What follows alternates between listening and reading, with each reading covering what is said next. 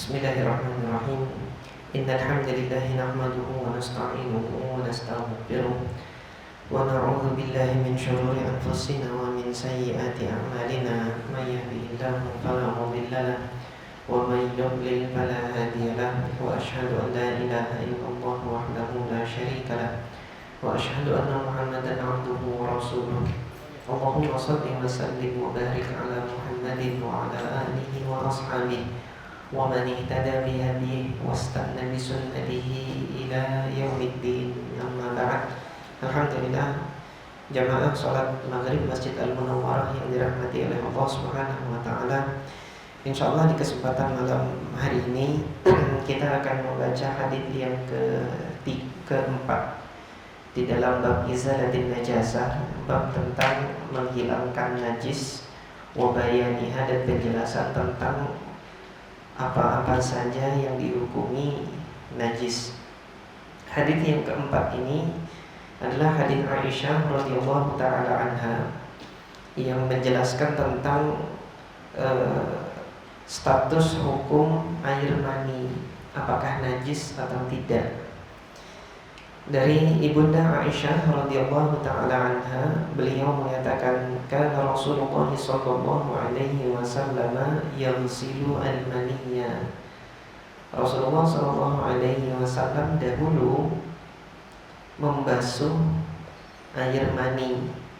Artinya membasuh air maninya yang terkena pakaian beliau. Kana Rasulullah sallallahu alaihi wasallam yaghsilu al-maniyya thumma yakhruju ila shalah. Kemudian Rasulullah sallallahu alaihi wasallam pergi menuju ke masjid untuk melaksanakan salat. Fi dzalika tsawb, dengan menggunakan baju tersebut. Jadi baju yang tadi terkena air maninya digunakan oleh Rasulullah untuk melaksanakan salat. Wa ana anzuru ila atharil ghusli.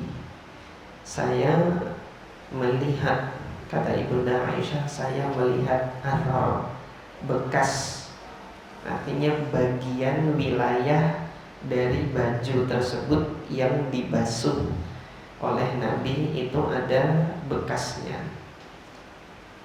Al-hadis muttafaqun alaihi. Dari hadis ini nampak bahwasanya apabila terkena air mani, Rasulullah membasuh bagian yang terkena air mani saja, tidak secara keseluruhan baju tersebut dicuci atau dibasuh oleh Nabi sallallahu alaihi wasallam. Wali Muslimin, kemudian di dalam Sahih Muslim, laqad kuntu afruquhu min thawbi Rasulillah. Di dalam riwayat Imam Muslim, Ibunda Aisyah mengatakan, laqad kuntu afruquhu, saya juga dahulu mengerik.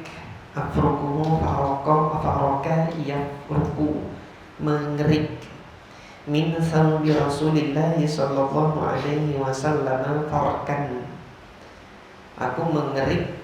Di kerik ini ketika sudah kering oleh Ibunda Aisyah, dikerik dari bajunya Rasulullah sallallahu alaihi wasallam. Fa yusalli bihi, dan Rasulullah menggunakan baju tersebut untuk sholat. Wa fi lafzin lahu, masih dalam redaksinya Imam Muslim, laqad kuntu ahukkuhu yabisan bizufri, aku dahulu mengeriknya ketika air mani tersebut sudah kering. Bizufri, dengan kukuku. Bizufri itu dengan kuku, yaitu kukunya Ibunda Aisyah. Min thawbihi, dari bajunya. Dua hadis ini, bukan dua ini ya, hadisnya satu, sama-sama dari Ibunda Aisyah, tapi mengabarkan dua hal yang berbeda, yaitu ketika air maninya Rasulullah masih basah mengenai pakaian, dan ketika air maninya Rasulullah itu mengenai pakaian dan sudah kering. Dia sudah kering. Ketika masih basah, Rasulullah SAW membasuhnya. ketika sudah kering, Ibunda Aisyah radhiyallahu anha mengerik, jadi membersihkannya dengan dikerik menggunakan kuku beliau, sehingga terlepaslah air mani itu dari baju Rasulullah Shallallahu Alaihi Wasallam. Nah, dari hadis ini tidak didapati perintah dari Nabi Shallallahu Alaihi Wasallam untuk membasuh, tetapi Nabi Shallallahu Alaihi Wasallam melakukan hal tersebut, yaitu Rasulullah membasuhnya. Kemudian dua hadis ini redaksinya ketika kita lihat ada struktur susunan kata kana kemudian fi'il mudhari. Jadi apa maknanya kana dan fi'il mudhari ini? Bagi teman-teman yang mungkin belum pernah mempelajari struktur bahasa Arab, mungkin agak asing dengan istilah ini. Kana ini kalau di dalam ilmu nahwu dia adalah fi'lun madhin naqis. Dikatakan naqis itu karena fi'il tersebut itu tidak memiliki fa'il. Fi'il tidak memiliki fa'il. Apa itu fi'il? Fi'il itu kata kerja. Kata kerja yang tidak memiliki subjek pelaku, itu kana. Nah, di dalam struktur kalimat fungsinya kana ini dia mengubah jumlah ismiyah atau struktur kata yang terdiri dari ism dan ism, mubtada dan khobar, itu diubah menjadi ismu kana dan khobaru kana. Ismu kananya itu menjadi marfu dan khobar kananya menjadi mansub. Ini tugasnya kana. Secara makna dia mengabarkan tentang satu kejadian yang terjadi di masa lampau, karena dulu gitu loh.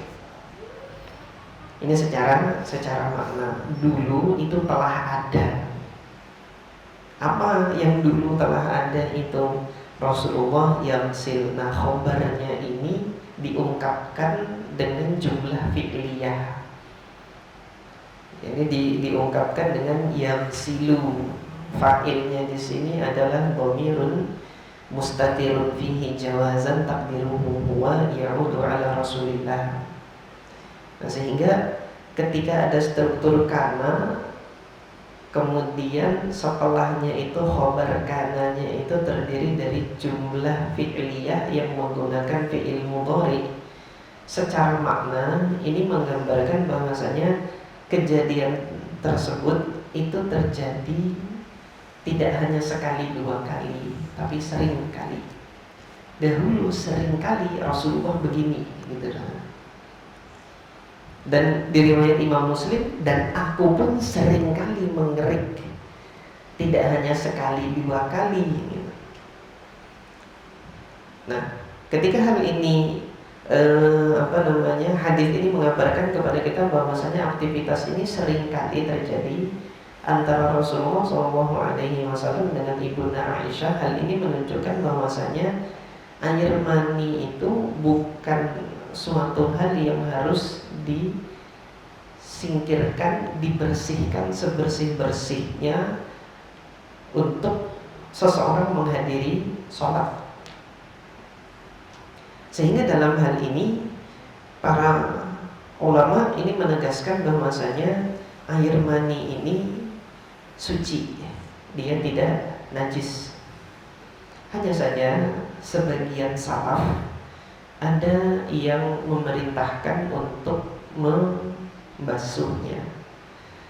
Di sini Rasulullah kan membasuh, tetapi ketika Rasulullah membasuh, apakah membasuhnya Rasulullah ini karena air mani itu najis, atau karena air mani itu wujudnya itu tidak nyaman dipandang, gitu loh.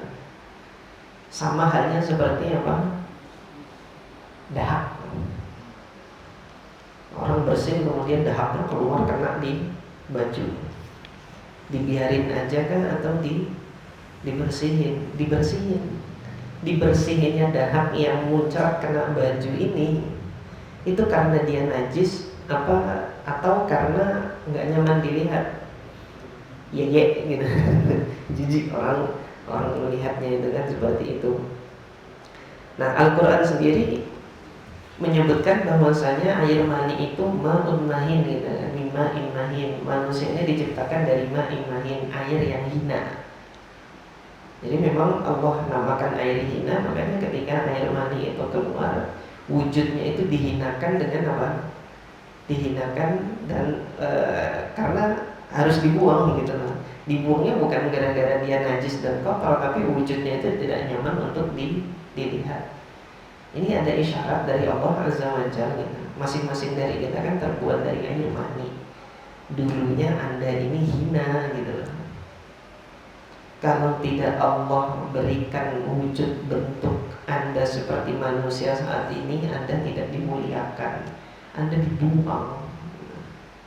Ketika kemuliaan Anda dibuang, diinjak-injak.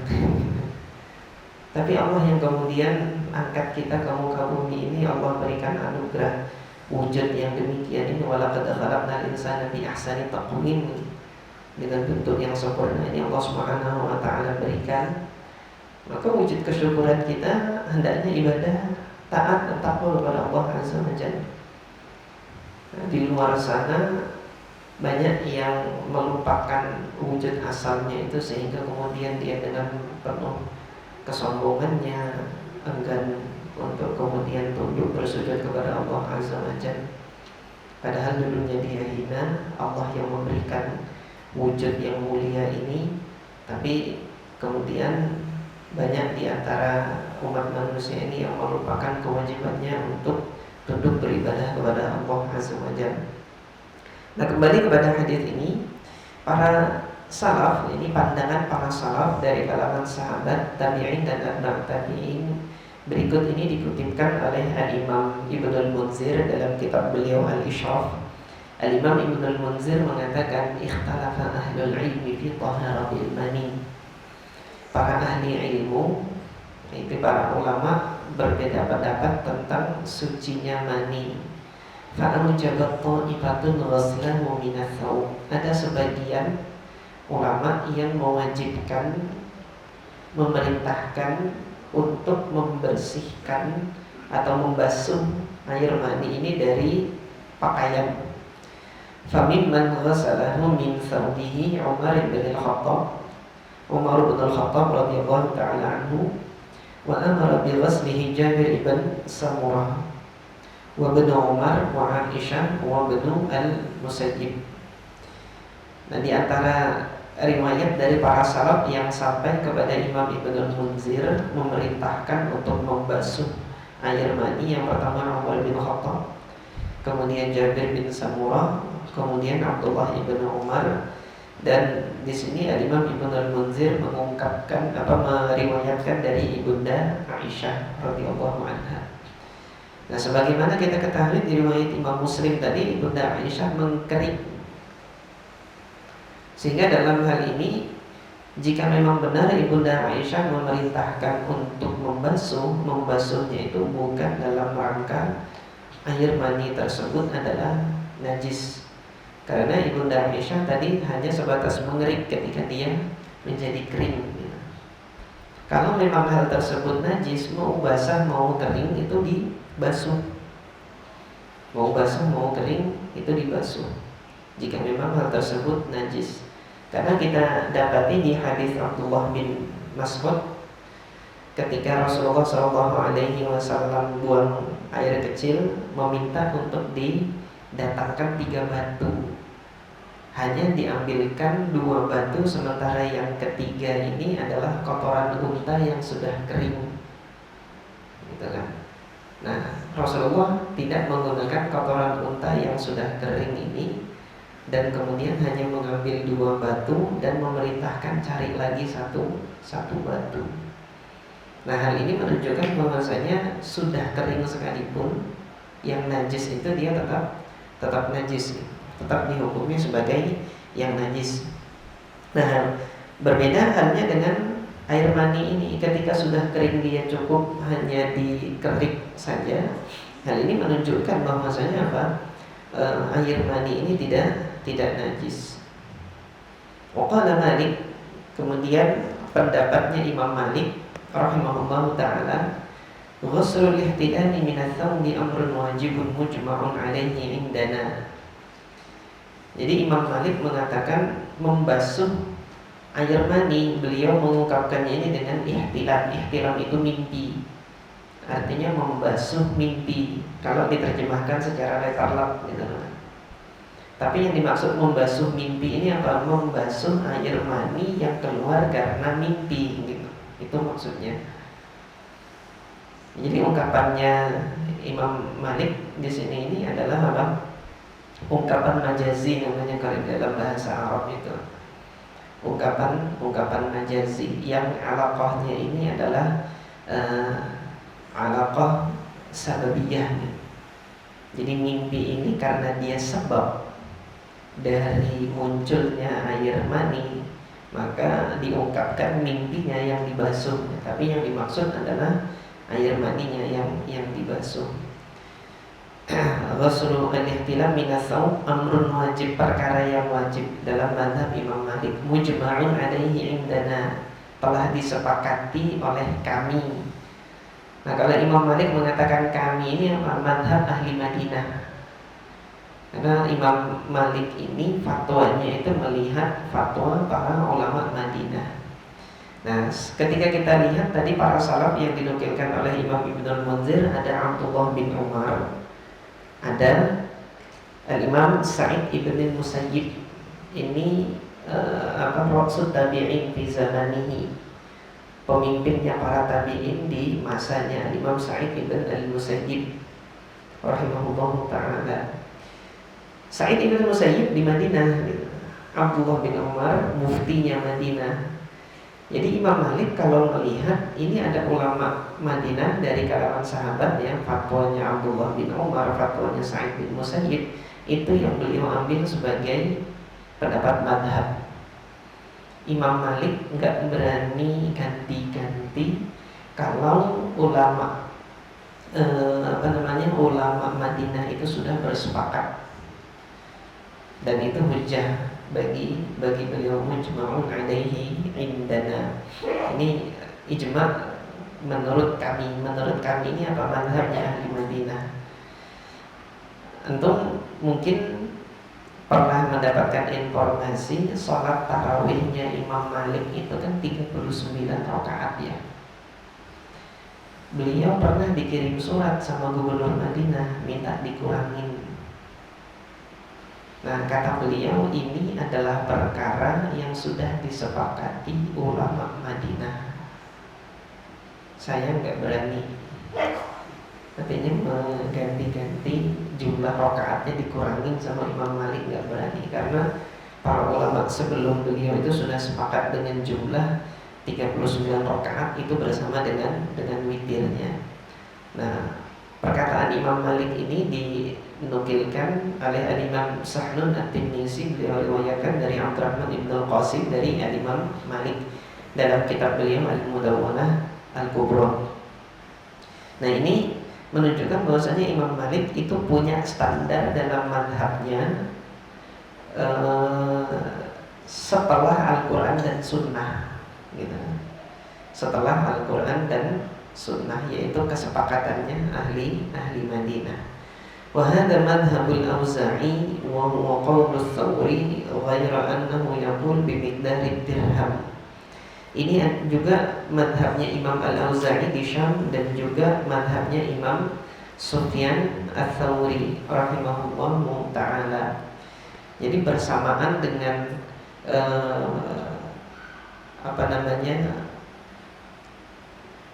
masih berbeda pendapatnya ini, Al-Imam pendapat yang ini menyatakan wajib untuk membasuh. Ini belum kepada permasalahan mani itu najis atau tidak. Karena Imam Malik, kita sudah sampaikan kemarin, beliau mewajibkan juga membasuh jilatan anjing 7 kali. Yang pertama dengan debu, dengan tanah. Tapi beliau tidak berpendapat jilatan anjing najis.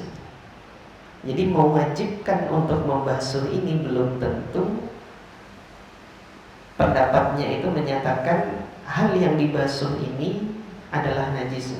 Itu dalam madzhabnya Imam Malik demikian. Wa qala qa'ifah, kemudian pendapat ulama yang lain, al-maniyyu tahir la yajibu ghuslu thawb minhu, air mani itu suci. Wa qala ba'duhum, sebagian dari mereka yang berpendapat air mani ini suci, cukup yufraku minats thawb, dikerik saja dari baju sebagaimana tadi yang dilakukan Ibunda Aisyah. Famimman kana yara annahu yufraqul maniyyu min thawbihi, di antara para sahabat yang berpendapat bahwasanya cukup untuk dikerik saja. Yang pertama adalah Sa'ad bin Abi Waqqas. Kemudian ada riwayat dari Abdullah ibn Umar juga. Jadi dalam hal ini Ibnu Umar punya dua riwayat yang masyhur. Yang pertama tadi, karena yang dipegang oleh Imam Malik adalah wajibnya membasuh. Wa qala Ibnu Abbas, sahabat Nabi Abdullah ibn Abbas berpendapat imsahu, cukup diusap, bi'il khiratin, dengan rumput kering, au khiraqah, atau dengan kain. Khiraqah itu kain perca, kain sarpet gitu. Wala taghsilhu in syi'ta, kalau Anda mau tidak dibasuh enggak apa-apa. Ini fatwanya Abdullah ibn Abbas di Makkah. Abdullah bin Abbas kan muftinya Makkah sebelum nanti di akhir masa hidup beliau pindah ke Taif. Nah, Abdullah bin Abbas ini fatwanya itu beredar di Makkah, diriwayatkan oleh murid-muridnya di Makkah, sehingga kebanyakan fatwanya Abdullah bin Abbas ini yang menjadi standarnya fikih Imam Syafi'i. Abdullah bin Abbas kan kalau sholat bismillahnya dijaharkan. Imam Syafi'i dijaharkan karena Imam Syafi'i besarnya itu di Mekah, lahir di Gaza, Palestina, oleh ibunya ketika ayahnya wafat dibawa ke Mekah agar dekat dengan lingkungan paman-pamannya di Mekah, karena ayahnya Imam Syafi'i ini kan masih keturunan Bani Muthalib, saudaranya Hashim. Jadi masih kekerabatannya dengan Bani Hashim itu ada. Hanya saja ibunya Imam Syafi'i ini dari kabilah Bani Azdi di Yaman yang perkampungannya ada di Palestina, di Gaza sana. Setelah ayahnya wafat, ibunya ini membawa Imam Syafi'i ke Makkah, sehingga beliau kecilnya itu di Makkah dididik oleh ulama-ulama Makkah. Di Mekah bismillahnya dijaharkan, tarawihnya 20, yaitu yang kemudian jadi mazhabnya Imam Syafi'i. Imam Malik di Madinah tarawihnya 39, ya ini yang jadi mazhabnya Imam Malik. Jadi seperti itu. Nah, maka kita lihat di sini ulama mazhab yang berpendapat bahwasanya mani itu suci itu adalah al-Imam Syafi'i. Wa kana Syafi'i yaqul al-maniyyu laysa binajis, air mani itu tidak najis. Wa bihi qala Abu Thawr, demikian juga pendapatnya Imam Abu Thawr. Imam Abu Thawr ini muridnya Imam Syafi'i di Baghdad. Wa qala Ahmad yujzihi an yufrikahu, dibenarkan sah cukup untuk dikerik saja. Ini pendapatnya Imam Ahmad ibn Hanbal rahimahullah. Nah, sampai di sini jemaah sekalian, Al-Imam Ibnul Munzir menutup perbedaan pendapat para ulama ini mengenai air mani itu dengan ungkapan beliau, al-maniyyu thahir, air mani ini suci. Wala a'lamu dalalatan min kitabin, aku tidak mengetahui adanya petunjuk di dalam kitab, artinya Al-Quran, yang mengisyaratkan tentang najisnya mani itu enggak ada. Wala sunnatan, tidak pernah juga aku melihat sunnah yang mengindikasikan, mengisyaratkan bahwasanya air mani itu najis. Wala ijma' yujibu ghusluh, dan tidak ada ijma' yang mewajibkan untuk membasuhnya. Sehingga beliau berkesimpulan bahwasanya air mani itu thahir.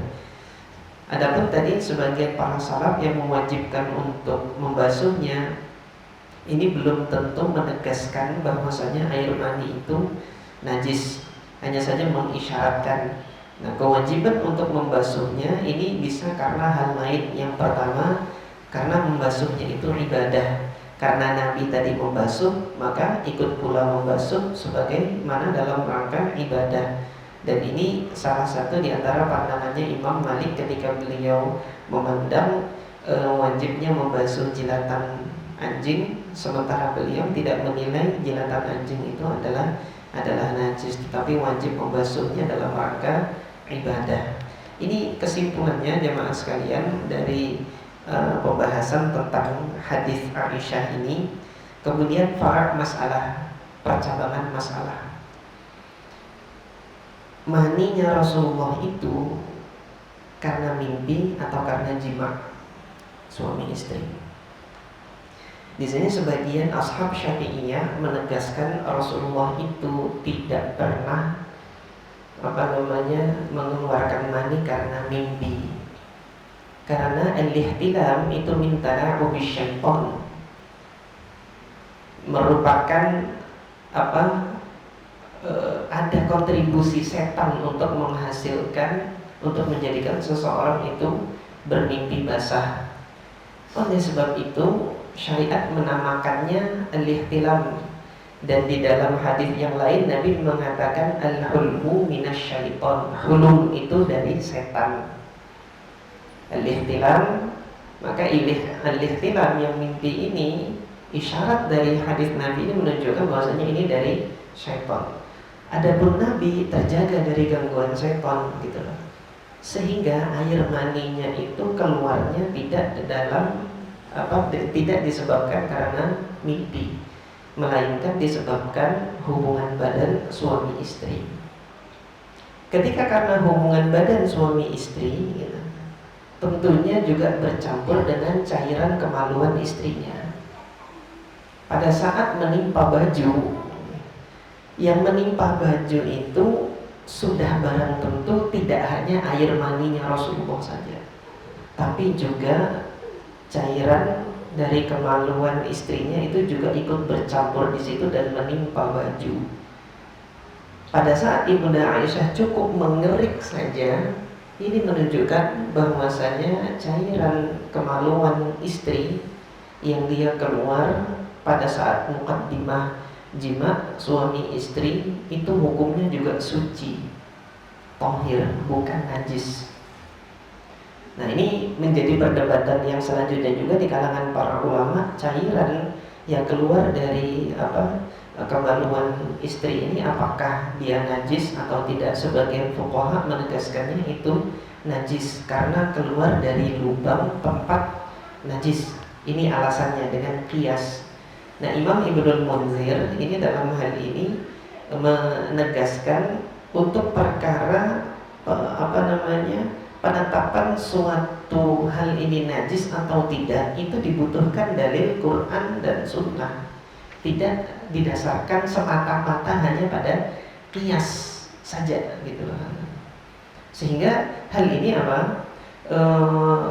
ketika mau dikiaskan dengan air air kencing ya, dikiaskan dengan air kencing gara-gara keluar dari lubang yang sama, ini belum cukup kuat untuk menetapkan bahwasanya hal tersebut benda itu adalah najis.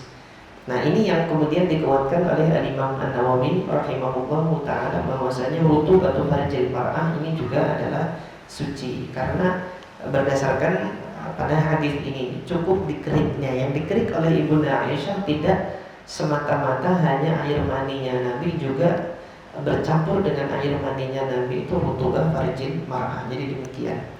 Sudah isya atau belum? Belum ya. Silakan jemaah sekalian apabila ada pertanyaan.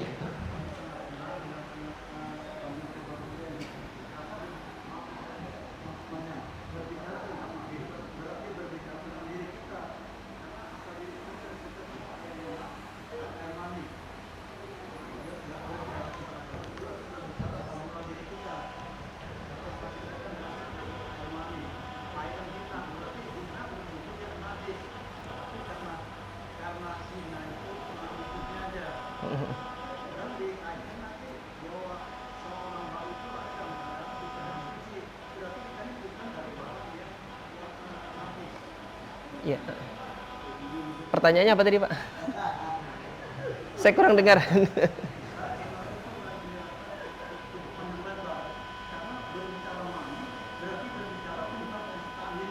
Ya, ya.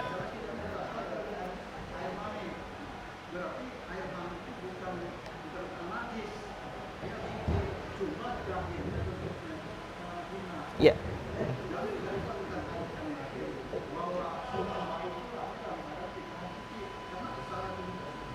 Ya, Ya, jadi seperti itu ini argumentasi yang lainnya lagi. Kalau memang dikatakan air mani itu najis, ya maka kita semua najis.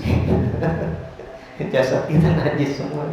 Ya, jazakallah khairan, ini argumentasi yang argumentasi yang kedua yang menguatkan bahwasanya air mani itu suci ya. Masih ada waktu ya. Silakan yang lain kalau ada yang ditanyakan terkait dengan hal ini. Ya. Berbeda. Kalau air mani itu dia keluarnya ada tekanan. Para ulama itu menyebutnya tadafuk. Jadi ada tekanan sehingga keluarnya itu ada muncratan gitu. Sementara mandi dia keluarnya nggak terasa, tahu-tahu basah. Nah, air mandi itu biasanya keluar ketika seorang sedang dalam keadaan bersyahwat. Jadi ketika dalam keadaan bersyahwat dia keluar, dan itu wujudnya tidak banyak. Mandi itu dia nggak banyak, sedikit, tetapi dia kental dan lebih bening daripada mani. Kalau air mani kental, keruh, keluarnya dalam bentuk banyak dan keluarnya itu dengan dengan tekanan yang kuat. Nah, jadi kayak di pompa terus meledak gitu namanya. Nah, sementara air mazi tidak. Air mazi itu dia di muqaddimah sebelum melakukan dia sebelum melakukan jima biasanya sudah bersyahwat, itu tanpa terasa keluar. Itu mandi. Nah, untuk mandi itu Nabi SAW perintahkan untuk membasuhnya, yosh, dipercik. Kemudian diperintahkan untuk berwudu, fihi wudu. Sahabat Nabi Ali bin Abi Thalib radhiyallahu taala anhu mengatakan kuntu rajulan maddaan. Nanti hadisnya akan kita baca pada saat di bab nawaqidil wudu, bab pembatal wudu. Jadi yang diperintahkan Nabi cuma dipercik ya, tapi dia menjadikan seseorang itu batal wudunya kalau keluar air air mandi itu, wudunya batal. Cuma cukup untuk dipercik. Imboh farjaka wa tawaddo, percikan air ke kemaluan Anda, kata Nabi ketika Ali bin Abi Thalib tanya hal tersebut. Tapi Ali bin Abi Thalib nggak nanya langsung. Beliau minta Miqdad ibn al-Aswad, tolong tanyakan sama Nabi, aku malu. Karena beliau kan menantunya Nabi. Jadi untuk nanya hal-hal yang gini malu, langsung sama Nabi minta tanyakan. Nah, Rasulullah yang disampaikan oleh Rasulullah, indah farjaka wa tawaddo, dipercikkan air ke kemaluan Anda, baru kemudian Anda berwudu. Itu hukumnya demikian untuk untuk air mandi. Ini yang menjadi dasar bagi Imam Malik ketika berpendapat sentuhan laki-laki perempuan batal kalau disertai syahwat. Kalau tidak ada syahwat nggak batal. Karena apa? Ketika orang bersyahwat keluar mazinya keluar, itu pembatal wudu. Nah, ini yang menjadi dasar mazhab Imam Malik untuk menyatakan hal demikian. Nampaknya sudah isya ya? Belum. Kok sayup-sayup dengar suara azan?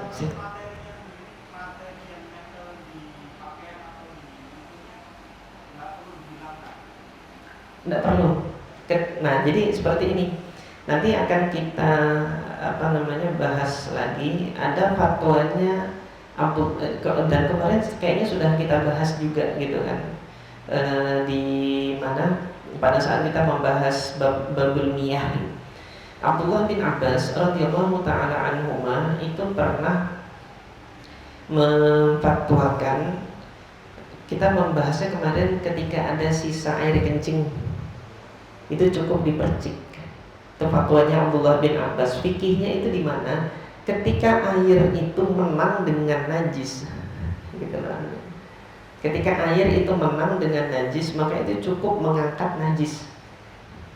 Nah, dalam hal ini ketika seseorang itu ada sisa sisa air kencingnya yang mungkin belum keluar di saluran kencing, sehingga ketika mengenakan pakaian kok tahu-tahu ada kerasaan keluar gitu. Abdullah bin Abbas radhiyallahu taala anhuma memfatwakan itu cukup dipercikkan. Nah, sehingga dari ini kita ambil fikihnya gitu kan, untuk yang air mandi ini ketika Rasulullah memerintahkan cukup dipercikkan saja gitu kan. Jadi percikan air yang ada itu jumlahnya lebih banyak daripada cairan mazinya itu, dan itu sudah cukup untuk membersihkannya, sudah cukup untuk membersihkan hal tersebut. Jadi dalam hal ini mengangkat najis itu adalah ghalabatul ma' ala ainin najisah, menangnya air terhadap benda najis tersebut. Kalau airnya itu menang dengan benda najis, maka itu sudah mensucikan. Tapi kalau najis yang menang dengan air, maka air itu menjadi mutanajis namanya. Jadi demikian. Saya rasa sudah masuk isya. Oh, masih 5 menit, masih banyak. Mau nanya lagi? Tidak apa-apa. Kalau tidak ada kita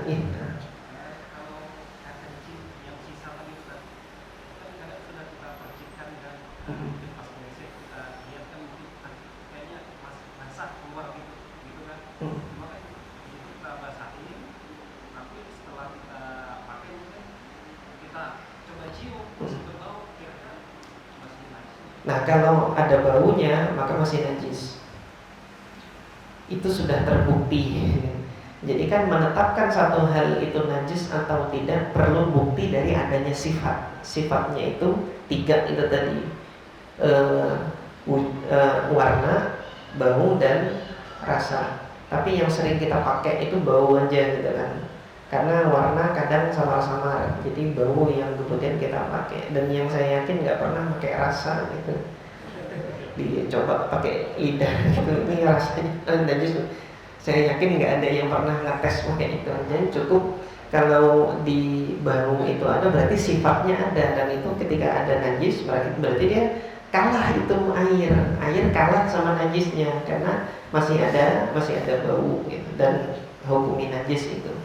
Kalau misalnya ada pakaian lain, ganti pakaian. Tapi kalau misalnya tidak ada pakaian lain, tambahkan percikannya sampai baunya itu sudah tidak ada lagi. Jadi demikian. Allahu ta'ala a'lam.